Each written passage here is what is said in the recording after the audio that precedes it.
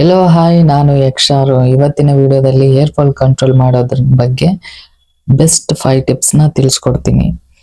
So ಈ 5 tips ಬಂದ್ಬಿಟ್ಟು ನಿಮಗೆ ತುಂಬಾ ಇಂಪಾರ್ಟೆಂಟ್, ಗಮನವಿಟ್ಟು ಕೇಳಿ. ಸೊ ಈ 5 ಟಿಪ್ಸ್ ಫಾಲೋ ಮಾಡೋದ್ರಿಂದ ನಿಮ್ಮ ಹೇರ್ ಗ್ರೋತ್ ಮಾಡ್ಕೋಬಹುದು, ಮತ್ತೆ ವೈಟ್ ಹೇರ್ನ ಟೋಟಲ್ ಆಗಿ ಕಂಟ್ರೋಲ್ ಮಾಡ್ಬೋದು. ನಿಮ್ಮ ಹೇರ್ ಬ್ಲಾಕ್ನ ಫುಲ್ ಸ್ಟ್ರಾಂಗ್ ಆಗಿ ಇಂಪ್ರೂವ್ ಮಾಡುತ್ತೆ. ವಿಡಿಯೋನ ಸ್ಕಿಪ್ ಮಾಡದೆ ಕೊನೆವರೆಗೂ ನೋಡಿ. 100% ಇದು ನಿಮಗೆ ವರ್ಕ್ ಆಗುತ್ತೆ. So let start the video. So first hair ಫಾಲ್ನ ಕಂಟ್ರೋಲ್ ಮಾಡಬೇಕಂದ್ರೆ ನಾವು ತಲೆದಲ್ಲಿರೋ ಫಸ್ಟ್ ಡ್ಯಾಂಡ್ರಫ್ನ ನಾವು ರಿಮೂವ್ ಮಾಡ್ಕೋಬೇಕಾಗುತ್ತೆ. ತಲೆ ಒಟ್ಟು ಅಂತ ಹೇಳ್ತೀವಿ. ಡ್ಯಾಂಡ್ರಫ್ನ ರಿಮೂವ್ ಮಾಡೋಕ್ಕೆ 2 ಆಪ್ಷನ್ ಇದೆ. ಒಂದು ಬೆಟ್ಟದ ನಲ್ಲಿಕಾಯಿ ಅಥವಾ ನಾರ್ಮಲ್ ನಲ್ಲಿಕಾಯಿ, ಅದು ಜ್ಯೂಸ್ನ ತಗೋಬೇಕು. ಜ್ಯೂಸ್ನ ತೊಗೊಂಡ್ಬಿಟ್ಟು ಕರ್ಡ್ ಮೊಸರು ಜೊತೆ ಚೆನ್ನಾಗಿ ಮಿಕ್ಸ್ ಮಾಡ್ಕೊಳ್ಳಿ. ಮಿಕ್ಸ್ ಮಾಡ್ಕೊಂಡು ಅದನ್ನು ಕೂಡ ನೀವು ವೀಕ್ಲಿ 3 ಟೈಮ್ ಅಥವಾ 2 ಟೈಮ್ನ ಹೇರ್ಗೆ ಅಪ್ಲೈ ಮಾಡ್ಕೋಬೋದು. ಅಪ್ಲೈ ಮಾಡ್ಕೊಂಡು ಮಿನಿಮಮ್ 20 ಮಿನಿಟ್ಸಿಂದ 50 ಮಿನಿಟ್ಸ್ ಬಿಟ್ಬಿಟ್ಟು ನೀವು ವಾಶ್ ಮಾಡ್ಕೋಬೇಕಾಗತ್ತೆ. ಯಾಕಂತ ಹೇಳಿದ್ರೆ ಇಲ್ಲಿ ಲ್ಯಾಟಿಸಿಟಿಕ್ ಅನ್ನೋ ಒಂದು ಆಸಿಡ್ ಇರುತ್ತೆ, ಡ್ಯಾಂಡ್ರಫ್ನ ಕಂಟ್ರೋಲ್ ಆಗಿ ರಿಮೂವ್ ಮಾಡುತ್ತೆ. ಇಲ್ಲ ನಿಮಗೆ ಈಸಿ ಆಗಿರ್ಬೇಕಂದ್ರೆ ಕೆಟೋಕೊನೋಜಲ್ ಅಂತ ಶಾಂಪು ಬರುತ್ತೆ. ಆ ಶಾಂಪುನ ಕೂಡ ಅದು ಕೂಡ same.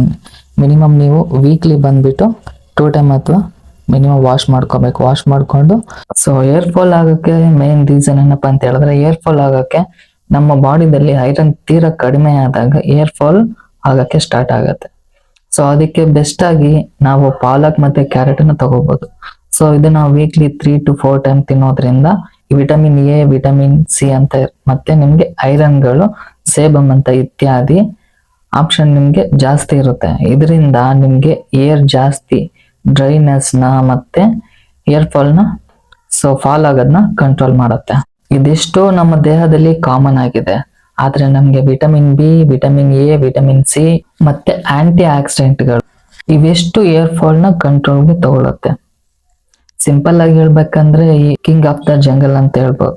King of the jungle ಅಂತ ಹೇಳಿದ್ರೆ ನಮ್ಮ ಏರು, ಕಿಂಗ್ ಅಂತ ಹೇಳಿದ್ರೆ ಇದ್ರಲ್ಲಿ ಸಿಗುವಂತ ವಿಟಮಿನ್ಗಳು. ಸೊ ಇಷ್ಟು ವಿಟಮಿನ್ಗಳು ನಮ್ಗೆ ಯಾವ್ದ್ರಲ್ಲಿ ಸಿಗುತ್ತೆ ಫ್ರೆಂಡ್ಸ್? ಇದಿಷ್ಟು ನಮ್ಗೆ ಗೋವಾ, ಆರೆಂಜ್ ಮತ್ತೆ ಸ್ಟ್ರಾಬೆರಿ, ಬನಾನಾ ಇವಿಷ್ಟು ಇದರಲ್ಲಿ ನಮಗೆ ಸಿಗುತ್ತೆ. ಇವುಗಳಿಂದ ಹೇರ್ ನ್ಯಾಚುರಲ್ ಆಗಿ ಗ್ರೋ ಆಗಕ್ಕೆ ಸ್ಟಾರ್ಟ್ ಆಗುತ್ತೆ. ನಿಮ್ಮ ತಲೆಯಲ್ಲಿ ಹೇರ್ ವೈಟ್ ಆಗೋದಾಗಿರ್ಲಿ ಅಥವಾ ಹೇರ್ ಕಟ್ ಆಗೋದು, ತುಂಡಾಗೋದು ಅಂತ ಹೇಳ್ತೀವಿ, ಅದೇ ಇರಲಿ, ನಿಮ್ಮ ಹೇರ್ ಫುಲ್ ಸ್ಟ್ರಾಂಗ್ ಆಗಿ ಗ್ರೋ ಆಗೋಕ್ಕೆ ಸ್ಟಾರ್ಟ್ ಆಗುತ್ತೆ.